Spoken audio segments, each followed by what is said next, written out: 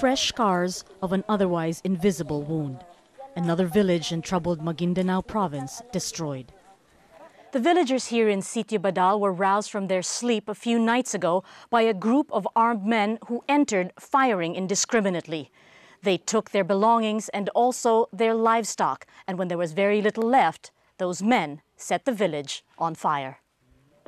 Still in shock, 42-year-old farmer Lajib Agaw returns to what was once his home. He grew up in this province, long embroiled in a Muslim separatist war, but was never directly affected by conflict. Until now. The worst part, he says, is that this wasn't even the result of an encounter between rebels and government forces, but of what's known here as rido, a blood feud between rival families. They say it was some sort of grunt. I don't know what it was about, but what do we have to do with that? Like Lajib and his neighbors, these residents were forced to flee their homes after a similar rido attack in May.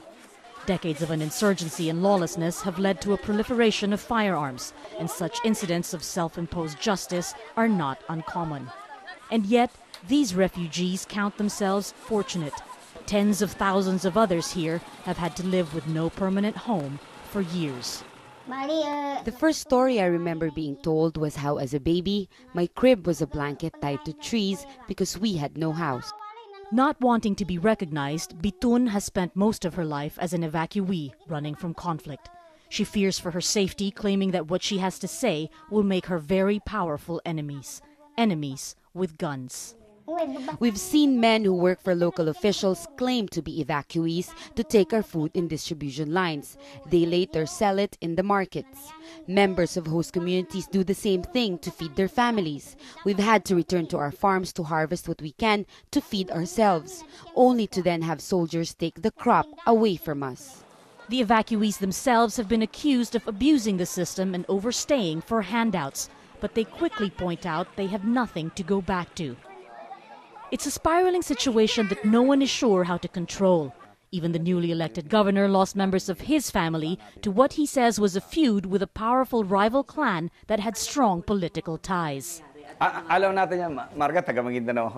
We know all this, Marga. I am from Maguindanao. It just needs political will to solve it. I am the leader here now. I have the say. I am the fiercest, but I am also a coward, depending on if the people stay true. But no matter how bumpy the road, people here are determined to keep moving forward, hoping to find a peaceful balance for coexistence.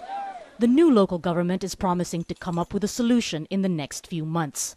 But for now, another generation is learning they have to survive on shattered pieces, salvaged from the ruins. Marga, Ortigas, Jazeera, Maguindanao, Southern Philippines.